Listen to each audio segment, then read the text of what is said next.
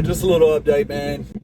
Still haven't heard anything from my truck. I'm gonna call and find out. I went and I got a business line of credit. Twin Rivers Half Shot.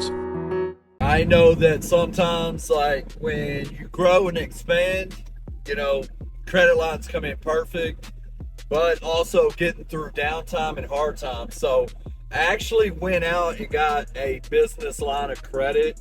Yeah, I should have done it earlier, but I didn't, right? And what I'm trying to do, like, as a business owner, companies like Amazon and all that, they do not use their personal money out of their pocket to grow, right? They use other people's money. Granted, they probably have very super low rates, but at the end of the day, Walmart, Amazon, that's just how it is. So being a business owner, that's what I lack. I don't like debt. I told my wife that was the goal for this year.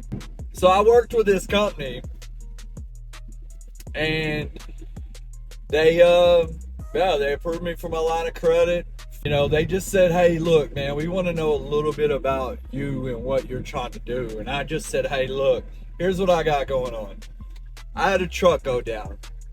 Basically at the end of the day, after everything, adding it on insurance, taking it off and this and that, I was out of pocket maybe 17 grand.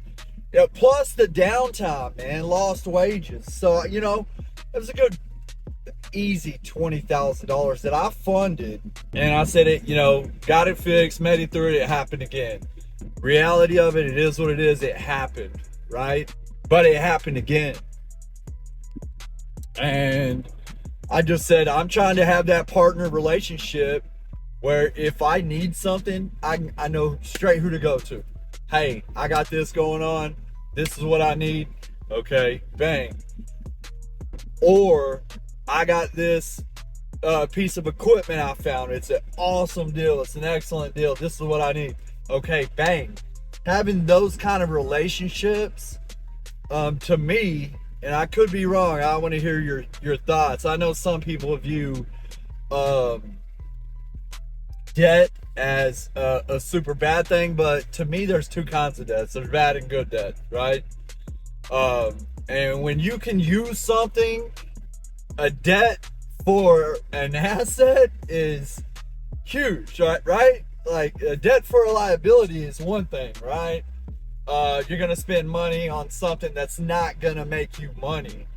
But I'll spend money and go into debt on something that will make me money, right? That's kind of how I look at it. That's why I did this little line of credit.